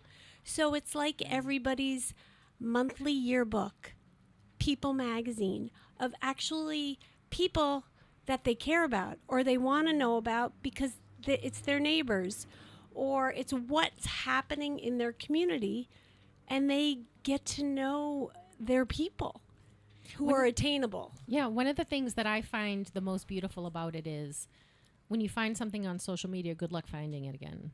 The news cycle is so quick and it's bombarded and there's so much. But the magazine, I look forward to it coming. It sits on my coffee table until I read it. I look at it till the next one comes out. And it has staying power, and it gives this relaxing quality that you can sit with it. You're not like scrolling through it, passing by this one to see the next one. It's a finite thing. And that's what kind of makes it really special, too, is it's like, if it didn't make it in the magazine, it didn't make it in the magazine this month, which also has the deadline. Yeah, drama. sorry about those deadlines. We're constantly running a marathon. We're like, next. What month? May, November. We're doing November. Yeah. We try to stay on top of it. Yes. So getting your Nashua location off the ground with this Nashua magazine, what are you looking for? Oh, well, good businesses that new movers. Oops, sorry, not close enough. Really reputable businesses that new movers would be interested in reaching out to, and probably ideas of things that residents would want to do, or new movers would want to do in the community, and where places to go. And the same concept as Be Local, Greater Manchester. You know, we want to help be their best friend when they move into the Nashua area. So tell me some of the businesses that are in the Manchester one. Oh, we have so many. Yeah. So we find that businesses that help people with their home, those are great suggestions. So remodeling, landscaping, organization, cleaning, any of those home service businesses are a no-brainer for people who just moved. New movers are 10 times more likely to use the first business recommended to them than a local. So they're actually looking, they're the top of the buying cycle. And when people move here, they're looking for about 70 plus new business relations. So even like you said, a dentist, they need all types of doctors, hairdressers. Where are they going to eat? They're going to try 10 new restaurants, but they're going to settle with their favorite 3 or 4. So any restaurants that want to be on the radar, this is a great tool to get people who are establishing new habits. And so Greet Magazine comes out monthly. When does the Manchester and the Nashua one, how often is that going to come out? They're distributed monthly as well to new movers in the Greater Manchester and Greater Nashua area. Okay, excellent. Right. So it's fresh eyeballs. Yeah, fresh eyeballs every month. Yeah. So whoever moved to that area that month, as long as they meet our criteria, they'll then get the publication or the resource that they'll hold on to, as you said, on the coffee table. This will hopefully stay for the year because we give them hiking options, skiing options, so year-round activities to do. Yeah, that's pretty awesome. So the magazine changes its content every month, like Greet? No, just because you're meeting new eyes each month. New eyes each month. So do you do it more like skiing would be in the winter? Crotchet Mountain could go, because I'm a big fan of Crotchet. I'm trying to get Crotchet to advertise on this radio station, at least in the winter, because they were taken over by Vail Resorts, and they do some great Midnight Madness. They do a lot of fun events. They need to change the top of the mountain. Okay. Take our recommendations. What are you saying, Robin? Well, so when you ride up to the top, there's only 3 choices. There's 2 black diamonds and 1 blue. So 90% of everybody goes on the blue. And the way that it comes down and around the curve, all the snow gets pulled and removed, so ice builds up very quickly and it creates a deep V. Plus, everybody likes to stop as soon as they get to the bottom of that point. So it bottlenecks, and there's snowboarders that are sitting right there. There's kids that are, have tumbled and they're trying to get their ski back on, and there's parents that are trying to wrangle them. It's literally like a bottleneck. It is. It's It's a bit more terrible, and I'm like, I don't want to go up there. Yeah, yeah. But so why don't you just change that? So you just fix that one little thing. We're good after that. Just change that one small thing. Just put a little lift off to the side. Give us another blue, and just do a different grade. Like go in and blast some of that rock out and make that bigger. Yeah, no, I love it. We have great ideas, by the way. I love we tell it, everyone too. all about them on the radio. But Crotch is Smart. great because it's so close. Yes. And as you said, it has fun evening activities.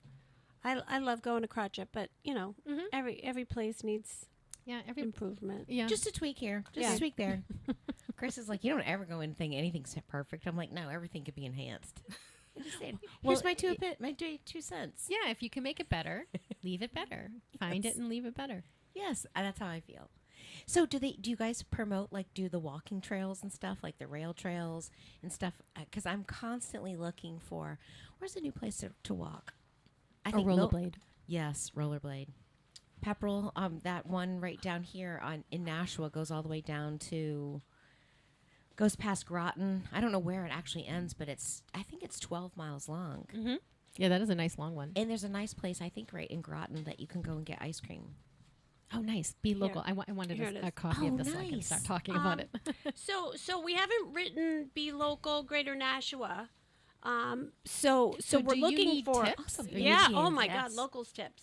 Totally. Yes. So if you have an idea for an article to go in about fun things to do in the city of Nashua, we'll give you. Yeah, we're always looking for it. So Yeah. so this area would be includes Salem, Windham, Hollis, Brookline, all the way down to some towns in Massachusetts. The ones we don't pronounce well. Yes, Is some it Drake? there. Is it Drake it? Drake Methuen. Methuen. Begins Yes. with a T. Tewksbury.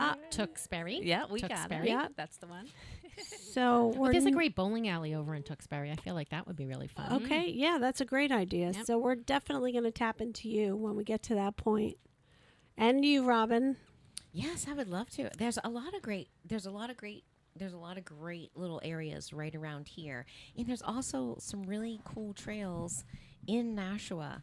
Like I forgot Mines where. Falls. Well, Mine Falls, and it actually loops around. So Chris and I started down by the Christmas tree shop, exit 6, came up on the rail trail, came up and around, went over. Somehow we ended up on the backside of the river and made our way and stopped right there at Margarita's and had lunch out there on the patio. perfect. The waters, the water, you can see the dam and all that stuff. I'm like, that's so cool.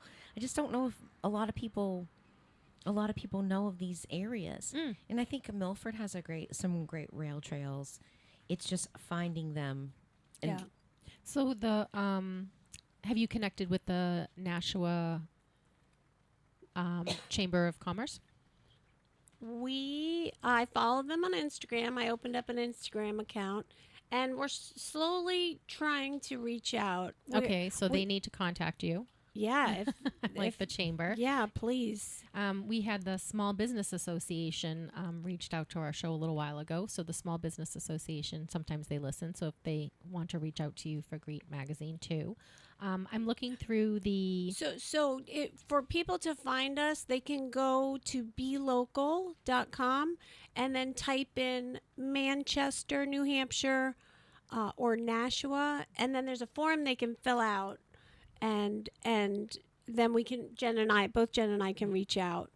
So they have a farmer's market here on Main Street in the summer. That could be something fun. Wine tastings. Look at all this fun stuff.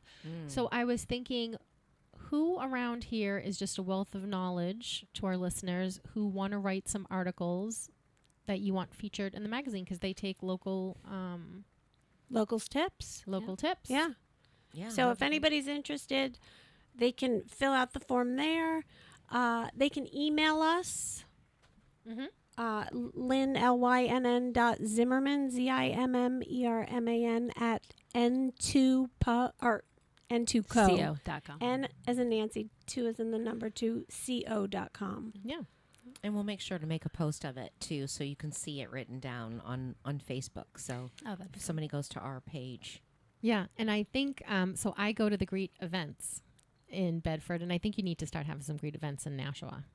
I'm just going to throw that out there because you guys throw some really fun events once Yeah. at least once a month. It feels like. Yes, we do. Right. We do Once a month. Yeah, Yep. we do They're some fun amazing. events. Usually at a business, like a local business. That's their turn to host a fun little event, and we have everyone from florists who bring flowers, food. We always have some fun thing going on, and I always meet wonderful people at those events.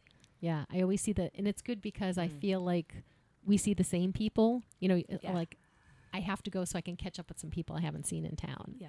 And then I get to always meet fun new people. Where is that background? Were you an event planner before you? I was at one point. Okay. Yes. So They're so fabulous. Well, we have a good team. We have a very good team of really smart, helpful people. So what goes into making a really great event? Well, it depends on the types of events. So we do B2B networking, and our event director, Jen McLaren, she helps me. And, we have to find a venue. It's nice to have a topic. So next week we're doing financial planning and estate planning. One of my clients is hosting it because they have a nice space that holds 40. So you got to find the space. You have to find the speaker and the topic. And then if anyone wants to provide raffle prizes and networking, and you have to send a calendar invite. I mean, there's deadlines again. So those are smaller events. But like our event at the BVI, we were doing an anniversary party each year.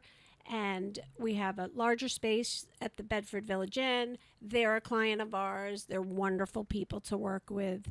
And we pick the menu, pick the drinks, get sponsors to help us fund it. And then we recap it in the magazine. So we give them PR. We promote it in the magazine. We invite the community.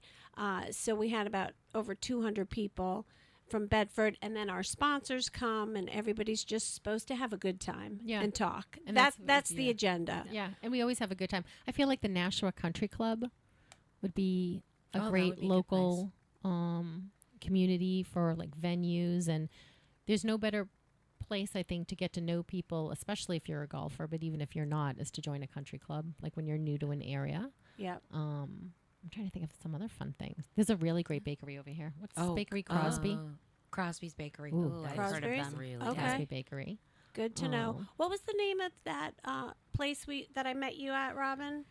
The women's business. Jaja Bells. Jaja Bells. Yes. Yeah, that was a great spot. She has great spanakopita. I walked by it. We walked by it know. like a few times. I was like, "Is that it?" It is. I don't know if she was in the middle of putting up a sign or how. I felt like that was new.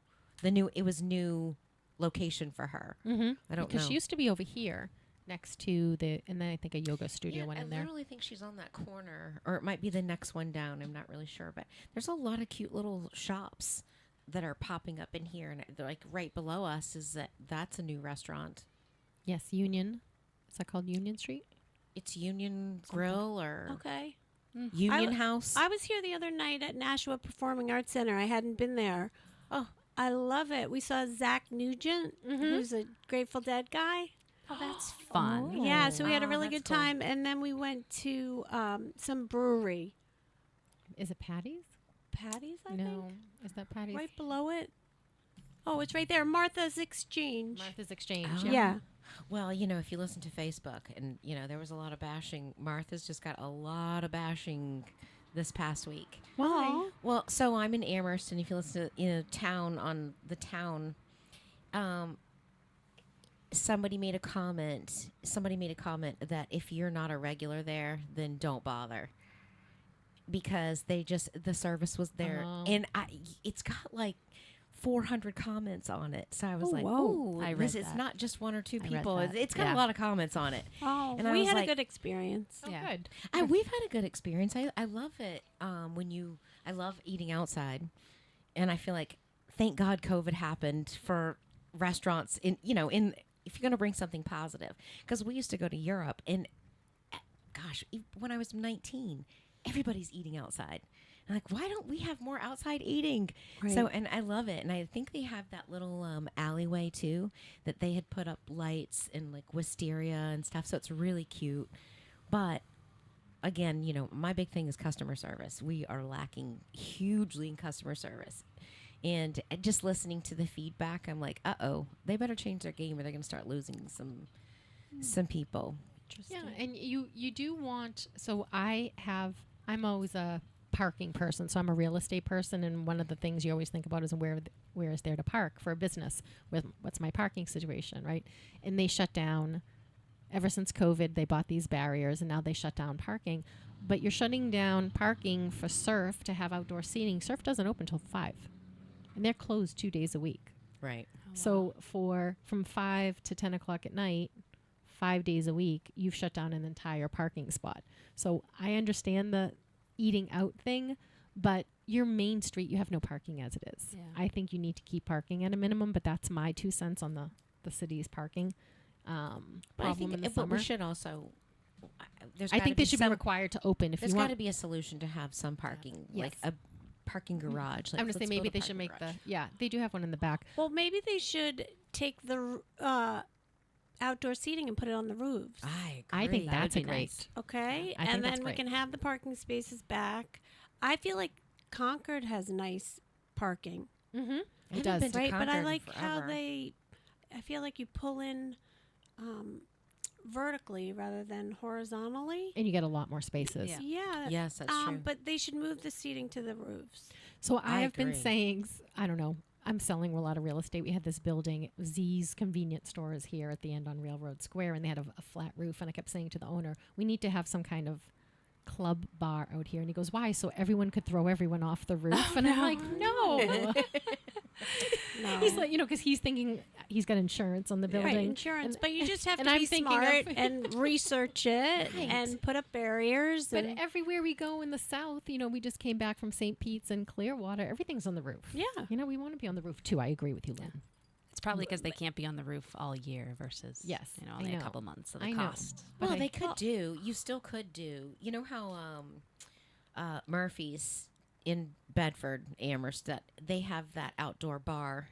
Yeah. The roof comes way over. Yeah. So you could still do. You could build a pergola, and you could build some kind yeah, of a roof. And I was just in the Lower East Side of Manhattan the other day, and they have igloos. You just do these cute little igloos. We have them in Bedford. The Tap House has those. Yeah, Yep. and 1750 Tap House has them. Yeah, I feel like we could totally make this way more of a fun place. Yeah. That's our whole thing is more fun. We See, need more we're just fun. here to give our opinions and Yeah. just tweak things. Well, you have to think outside the box. Yes. So I'm just looking across the street I and I see a agree. beautiful roof. Done. Let's Yes. eat there after this. I agree. So come on, that could be a beautiful spot. You'll see us You know, with on the roof up there. hand rolled sandwiches, Some just standing on umbrellas. top. I love it. I love Fire it too. alarms going off because we busted through the fire door. I feel like you're going to get me in my I'm all about shaking rooftop stuff deck up. because I'm like literally looking up the type of flooring that they put down. The owner is saying I'm not putting a rooftop bar up here, Well- and I'm like, well, let's just see. I recall going to a high school reunion years ago, and my friend was telling me about vertical farming, because I grew up in New Jersey, and in Newark, they were promoting vertical farming. So the farms were in these buildings, but you built them up. So you have to take advantage of the space you have, so you can build it up. Yes. Yeah, I and that's what agree. cities have. City lights. I think they have a different energy. Yep. Cities have a different energy, and it's like I do think up. I do think on top. I do think get your view. Come on now, Nashua. We were on Hanover Street yesterday in Manchester. We actually met with Jen and Verna. Yep. With the fused glass. Yep. So we ended up going to dinner, but Hanover Street has done it right. Yep. Like as far as the lights on the trees, and it's creating a space. And I know that Manchester has its things, but I do feel like there's an attempt to draw people out in creating an energy and ambiance to make you want to be outside. And I'm like, gosh, I haven't checked out downtown Manchester in a long time. Kind of makes They're you want trying. It makes you want to come back, and I just think it's happening here. Yes. Oh, slowly. I think this is great. When I came the other day, I'm like, oh, I wish Manchester was like Nashua. So, but everybody's trying. But it could always be better. Yes, we can just tweak it. Yeah, tweak. Have you talked to the Nashua Center for Performing Arts? Jen. We reached out. I think we did but, reach out. Yeah. You know, they don't know us. It's hard when you don't know anyone. I mean, when I launched North End Living in the North End Maybe of they should Manchester, start getting their magazine to their office. Yeah, that's true. They're quite pricey. I know. So this is the thing about being a business person. The great idea, and how much does that cost? Right. I mean, I could add them to our email list, but then it becomes spam. Yeah, so. yeah. Well, it's maybe really, conversations and warm connections. Yes, are always the best, because then they know that we're good people. We're here to try to promote the positive. And also that you do what you say you're going to do. You've been putting out this beautiful magazine now for quite some time. You have this publication. The quality of the publication it's beautiful. And then, because I wanted to start reaching out to them for have your performers come on our show. We're a Thursday show. If they want to promote, if they have any tickets to sell, they should come here, because then they have this Wednesday. But trying to get a hold of someone has been a little bit. Yeah. So also, Lisa and Robin on the mic want you. We're staring at you right now. Business. That's a great idea. That's a good idea. Yeah. Because I just think great idea. I tried to reach out to Headliners, which was in Chunky's movie theater, cinema, and I'm calling them, right, and trying to say when your people are coming on, when they have a Friday night show or a Saturday night show, come talk to us on the radio for 15 minutes, promote it, let people know. We can give away a couple of tickets, raffle. We can do fun things, and we can just hype it up. And then no one was calling me back, and then they closed. And I'm like, oh, well, that makes sense. Why no one was calling me back. Yeah. But they just closed the Nashville one, though, right? Just the Nashville one. Yeah. Wait, so Headliners is closed, or are they moving? They were in Chunky's. And Chunky's closed. I guess movies. I was just talking to somebody, and they were saying, with streaming and everything else, that movie theaters are going. But I also think the quality country. of movies that are being put out are kind of. Bleh. Well, we're kind of sick of the Marvel comics. What am I going to go see? How many Marvel comics is I going to go see? Well, they just put a new one out. Like some girl in a jungle her mom, she was pregnant, and her mom got bit by this rare spider. Oh, Spider-Man again. Well, it's a girl, and she doesn't know she has the Spider-Woman. power or something. And I don't know the name of it. We need more creativity. But you go to the bookstore, and there's a million books. Pull some off the shelves. Yeah. There's your idea. Yeah. Right. There are so many I stories. think they're all going to Netflix and Hulu, and that's what's popular now. Yeah. Well, Apple does some, and even Amazon Prime, they do some originals like that, and Apple's put out some really good originals. But at the same time, you look at some of the actors and actresses, and when the new movies come out, and you're like, wow, these are the old school. These are my people, who are. And I don't follow TV or movies that well, so I'm like, I don't even know who would be an up and coming actor or an actress. So we went to see Vern's Fused Glass Studio, right? Is she on Hanover Street still? She's just behind Chestnut. Ignite. She's on Chestnut, technically. Oh, okay. Because when I knew her, she was on Hanover, but she moved. Yeah, okay. they did something. They're doing something to that building. They sold the building. Yeah, and so we got garbage if you want to talk garbage, because we know who owns it and all that stuff, and how all that went down, but we won't. And she was telling me about the show Blown Away. Yes, on Netflix. It's glass blowers, and they have like a competition. And now I'm addicted. I watched 4 episodes last night. That's pretty cool. Wait, did you start at 1? I did start at 1. Oh, God, it's so good. And it's captivating just to watch them blow the and creative fire. process. Just the creative process to me is amazing. Go ahead. And I know a show, they don't, because I was like, I couldn't do that under pressure. Like, they say your time starts now. I think they actually have to give them time to figure out what they're going to create, because some of these pieces are like, wow. I could not have done that off the fly. Having to create off the fly, and I'm doing that stuff. Like, how do they get their measurements? How do they know how big of a glob of glass to start with? But it is fascinating, and it's fascinating to see it going through the process, and you think it's going to be one color because you see that, and then it comes all together, and you're like, wow. Yeah, I didn't expect it to be red. It looked, when it was on fire, it was yellow. Yes. Remind me of the name of it. Blown Away. Blown Away. On Netflix. I have to see that. You have to watch it. Okay. So I was watching Art and Bloom on HBO. It's a woman and she paints flowers, and she's basically the new modern Bob Ross. Oh, really? So she paints. You could paint along with her. And she That's starts neat. with watercolors, and she shows you all different kinds of techniques. What is this? I need this. Oh, I Art know. and Bloom. Art and Bloom. And what's that, Arn? That's on HBO. Oh, I have to check that out because, for Christmas, I like stuff like I that. got a lot I of love art. stuff like that, and because I can't stand, I liked Iron Man. Okay, I don't need 5 of them. I'm sick of the Marvel. I heard Ghostbusters has a new movie out. Why? Just watch the old one. The old one was great. Bill Murray is great. know. You don't need to put new faces in Ghostbusters. You don't. And I feel like that's why Hollywood is sort of tanking, because you're doubling down on the stuff that's not working. I think it's slowly dying, and I think a lot of it too has to do with the social media.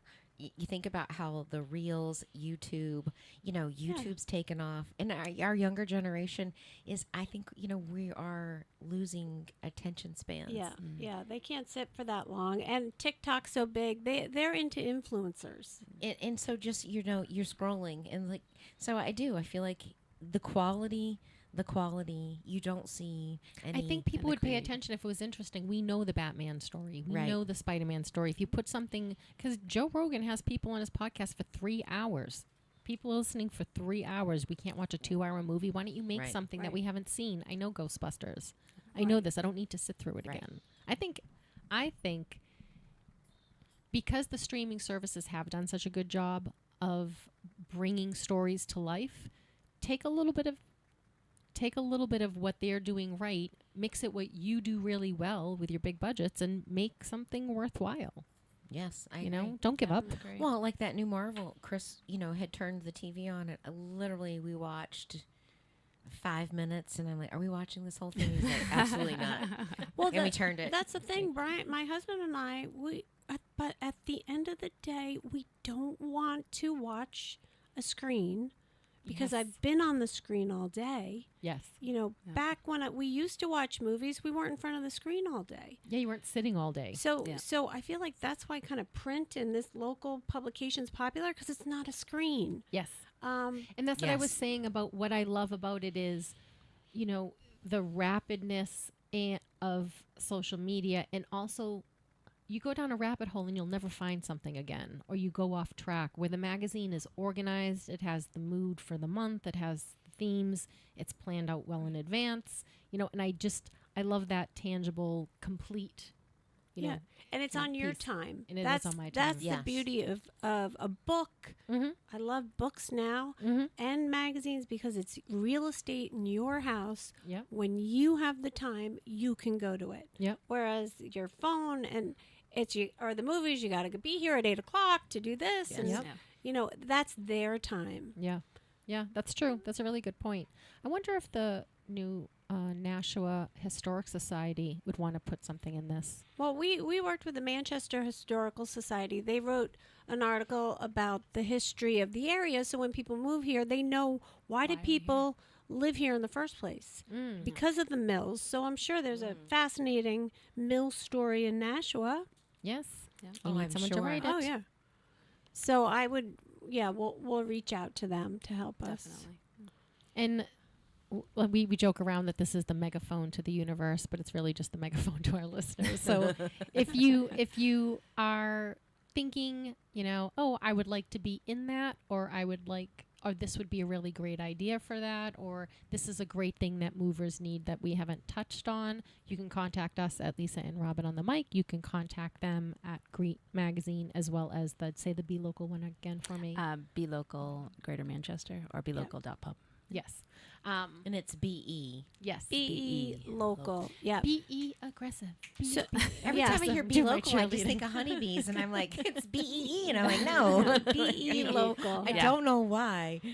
Yeah. So the parent company of Be Local and Greet Bedford is the N2 company, and they're the largest publishers of local magazines in the country. So they run about 800 magazines. So they help us print it. They have a design department. That's awesome. Yeah, so we have access to all that. What made you want to start a magazine? I was in magazine publishing in New York City for 15 years. I didn't know that. Yes, yeah. So when I graduated college, I worked at Elle magazine, which was a long time ago. In their marketing and promotions department, we did events, and then I went over to New Woman magazine. I remember New Woman. Yes. New Woman too. So I was in the events promotions department. And then I switched over to advertising sales at Shape magazine. And then I moved over to Condé Nast and was at Allure magazine, which was all about beauty. Wow. And then I went over to Women's Sports and Fitness. I loved sports, fitness, fashion.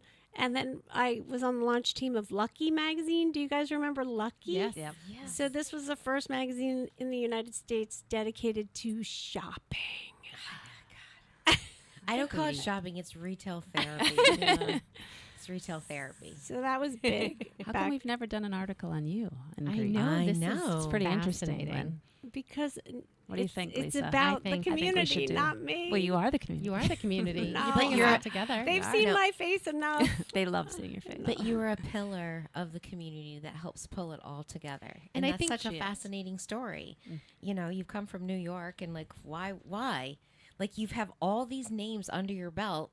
Why start a Bedford magazine? Well, because that's we fascinating. checked out of the rat race to raise our children in a simple town.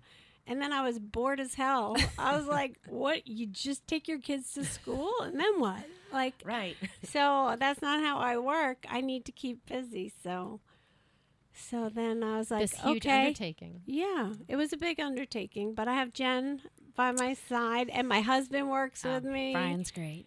Yeah, Brian is great. And then Jen helps with events and Carla and, then people like you.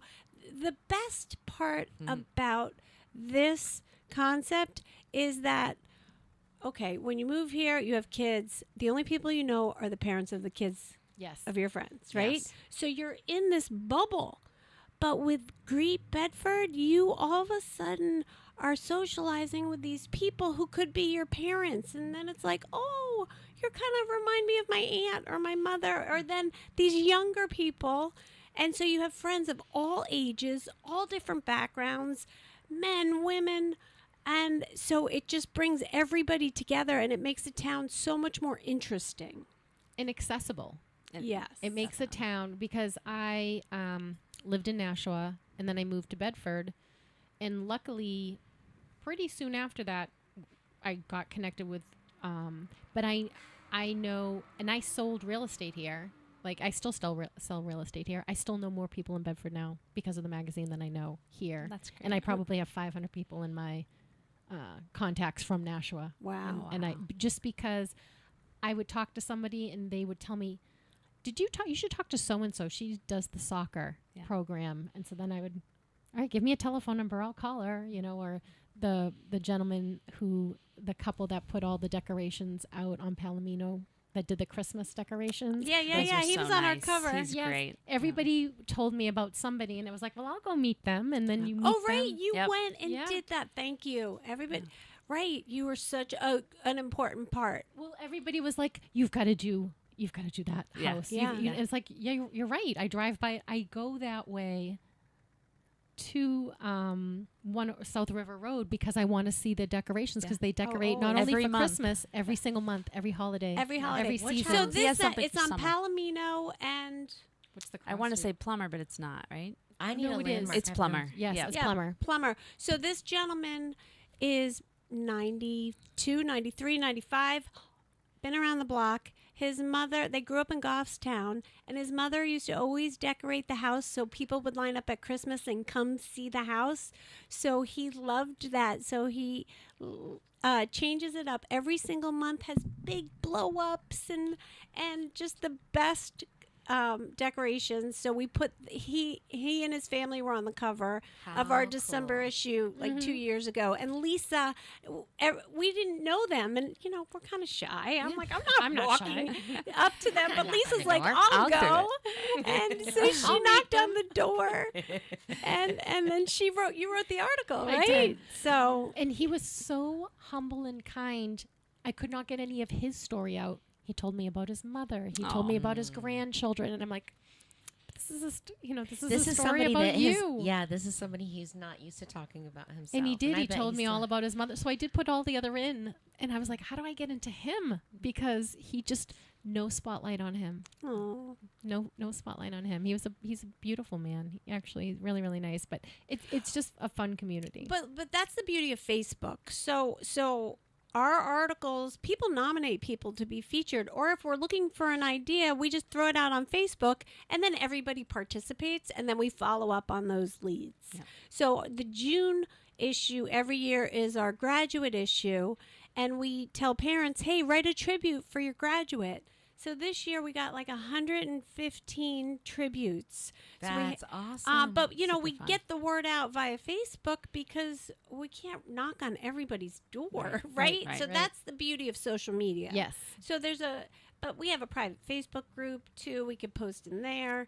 But print makes it special because they get to keep it and send it to the grandparents, and Yes, you it know, is it's like wonderful. their yearbook. Yeah. And when I write articles, people will say, "Oh, can you give me a couple of copies so I can send them off?" No one will. And when people get written up, they always write me some message afterwards. And you know, it's something to see yourself, you know, in the pages of a magazine. It's Well, really I also think, I think for all of us, we're all looking for love. And you to be feel seen, yeah. loved when you feel heard and when you feel seen. And there's always something about, you know, wanting to share that experience and highlighting. I think that's such a beautiful gift, because when you highlight somebody and you're talking about somebody, they're going to want to share that magazine, or in people that aren't on social media, because you've created a vibe, you know, because you've created an energy in a community, they now tell their neighbors who are 80 and not on social media. And so it still spreads. So it's still, I love how it's connecting the written, it's connecting, you know, what do you call it? Virtual. I want to say social media, but it's connecting, and it's still drawing community together. And I feel like, you know, Lisa and I partly started this because we want to build community and we want to get out to know. And there's some people that have some really fascinating stories, and I love supporting small businesses. And I feel like we should grow our community. We should have more people that want to take the initiative to do different restaurants than, you know, the 5 different kinds of steakhouses that own each other. You know, we've got steakhouses, we've got Chinese, and we got Mexican, and that's it. We don't support, like, to me, I don't feel like we support. But there are like small dives that are awesome. Like Yes. I just heard about this taco truck in Mexico City that just won the Michelin star. Yeah. Based on 5 tacos. Wow. Like those people exist in this area. We Yes. just all have to go out and support and find them. Well, we're trying to find them Yeah. because I want to have a different experience. I want to have a different experience, have a different place, different flavor. There's I'm, not like, to all me. about supporting. I love when there's like barely checkered tablecloths, and you Yeah. go in and there's like 2 seats, but everyone's in line, and you're like, this is going to be a good place because Yeah. no one's coming in here for the ambience. Everybody's coming for the food. I Yeah. love that. I will Yeah. stand on a street corner and eat my food. and have some good food. Yes. Yeah. Well, one of my favorite covers was back, I guess it was 2000. In October of 2000, we had the Bedford restaurateurs on the cover. Yeah. And then we asked them, what's your favorite food at your restaurant? So they gave us their insider tips. But then the other cover was for International Women's Day. We had about 40 women from all over the world who lived in Bedford on the cover. And we had a party for them. And I thought, I lived in New York for 20 years. And you know, I feel like I'm at the UN right now. They were in so Bedford, New excited. Hampshire. So we have 40 different countries. And then we asked them all, what's your favorite restaurant in the area? So they're telling us about these cool places in Nashua that, you know, have the best Indian food or, you know, Honduran food. Just that was probably because I like to eat. Yeah, we all eat too. Yeah, Do you guys do something like that once a year that come out? Because that, like, to me, that's all. it's always the question, what are we going to eat? Yeah. Where do you want to go?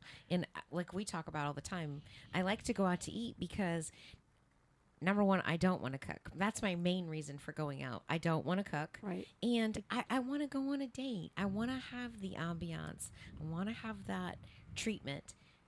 But a lot of times we don't because you get better food at home. Right.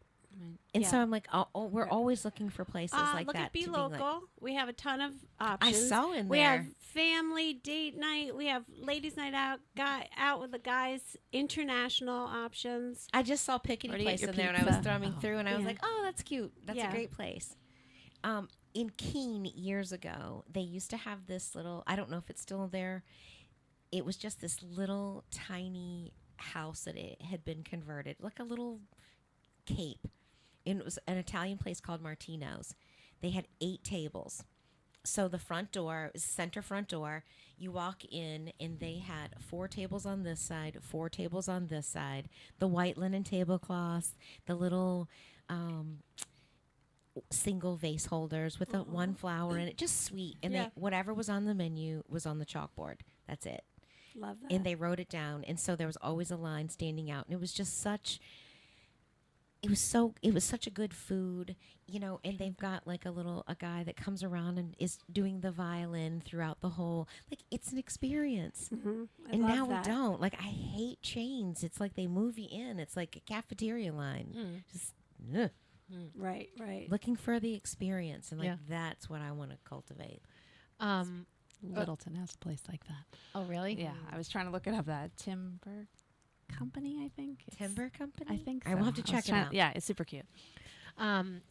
Way back in the day, I was flying out of Hanscom Air Force Base, and they had this section where the military would be constantly changing people, right? Because they're constantly moving people around.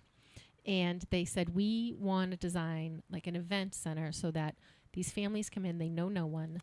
They come, and then you decide fun things, because I was fun, right? So they were like, you, Lisa, decide fun things for them to do, and then you take them, put them on a bus, however you do them, you get them, and you go around, and so that families can meet other families, or people can meet other people, because they're only here for 6 months or whatever. So I said, how much does this job pay? And they were like $14 an hour. And I was like, I can't make $14 an hour. So I gave them a whole list, like, of all, and they're like, no, we need you. We want you to take. You're our hype girl. You're our hype girl, right? And so there's a part of me that in this radio station, I'm like, I'm finally living out the job that I really wanted that I couldn't afford. Oh, but now I can do for free. Though.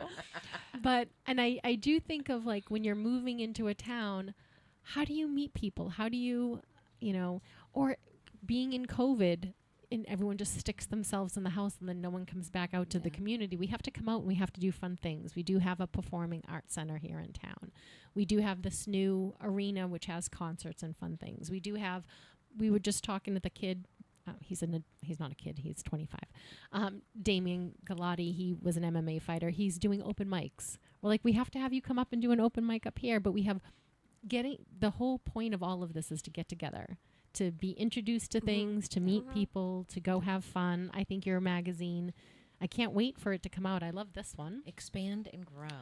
Do this and one. do it together. Well, we need help. Yes. We need to rent. We don't know anybody. So in what we Nashville. need to do is we need to rent a double-decker bus and get Lisa a microphone, and she could do the rooftop, and we just get a little That's not tribe a bad idea. going. That's not a That's bad a great idea. idea. Well, And we could get 8:15 to make dewdrops. Their signature drink for Dew Collective. Love it. And we'll get Jen on there too. We'll have our pom-poms, and we'll have some cocktails. So Be Local Greater Manchester is online as well. So people can check it out online to actually see what it is. All you have to do is Google it. But then we'll have the Nashua one online too, and then we'll send it to new homeowners. But we can also put it out into the community. So we give it to realtors for people who are moving to the area. We place it Coffee at shop. Property coffee management shops. companies. Property management Property companies management. have renters, tons of renters. Anywhere with a lobby. So, but people can always go online and read it digitally. Mm-hmm.